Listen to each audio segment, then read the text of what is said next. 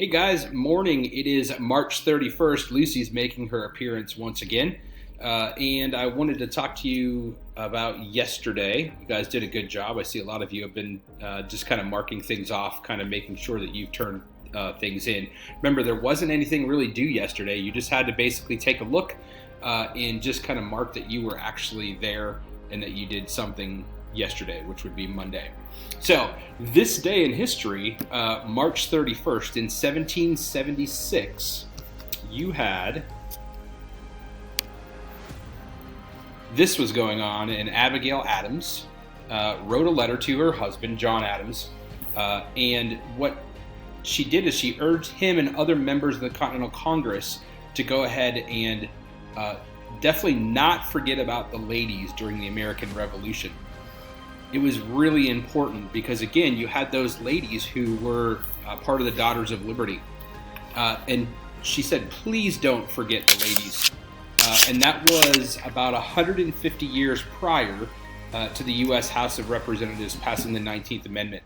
So, did you guys know, and the 19th Amendment, by the way, gave who the right to vote? Ladies, that would be you. So again, it was 150 years after 1776. You guys do the math. You figure out what time period it was. It was quite a bit later. I'm not quite sure what my dog is doing. She's sitting here scratching at the computer. So these two people right here, Abigail Adams and John Adams, were basically wrote letters back and forth to each other for a long period of time. And they were known as, believe it or not, America's first power couple. Yep, those two right there. And they wrote about 1,000 letters back and forth to one another between the years of 1762 and 1801, which basically helps the historians of today as well as yesteryears to figure out what the perspective was like actually back in the American Revolution days, or that American Revolutionary era. Abigail Adams and John went to become, or had a son, and their son became the actual 6th president of the United States. And who in the world was the 6th president of the United States? Maybe that should be our question for the day. So go ahead and respond to me on the link I'll post on here. Who was the 6th president of the United States? And how did he relate to these two right there, which I kind of just gave you the answer to it.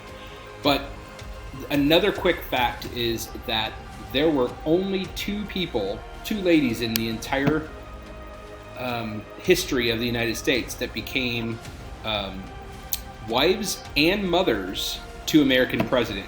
One of those was Abigail Adams, which is that picture I just showed you, this lovely lady right here.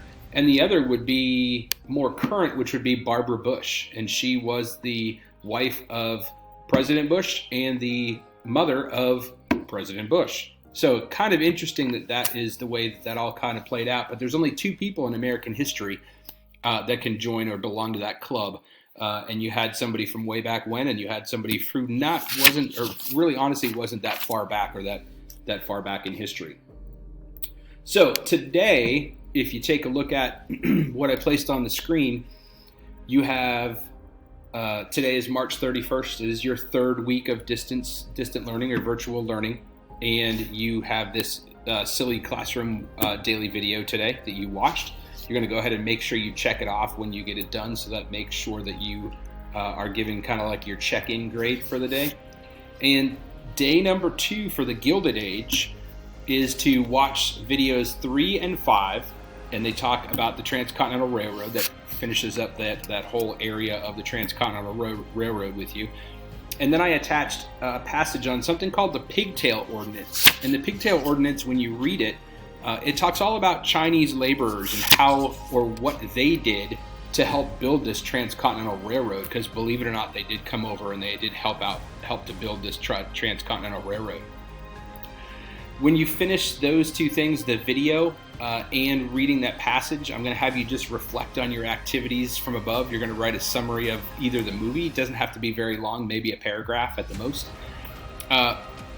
Or you can discuss how this Pigtail Ordinance, which is what you're going to read today, how was it directed towards the Chinese laborers?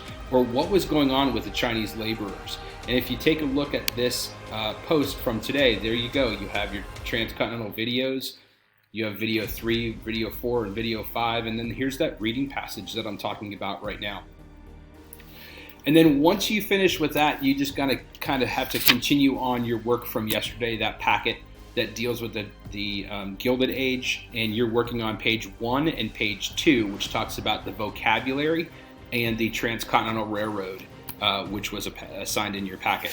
So the video today is pretty short. I am working hard on your virtual field trip for Wednesday, Thursday, and Friday, which is a virtual field trip to Washington, D.C. I hope you guys like it. It's pretty time consuming and trying to get things kind of straightened away for that. I do want you to tell your parents, if you were going on the D.C. trip, that there was a new post on the website, and that new post on the website kind of explains things that some of your parents were asking about, refunds or travel vouchers and things like that. So I'm still working on that. Don't think I forgot about that, because that's a big part of what we were planning on this last quarter. So I hope you guys are all doing well. I'm going to cut it short because I need to get back to this video, but I wish you a great day today. Smile, make sure you cough in your arm. Hopefully you're not coughing. Make sure you wash your hands really well. Soap is best. Sing happy birthday twice. Don't sing it fast, sing it slow. And if you don't have soap and you're outside, hopefully not around a bunch of people, get that hand sanitizer squirted in your hands. Rub it in as quickly as you can and rub underneath your fingernails. There's my tip of the day. Have fun. Be safe, guys.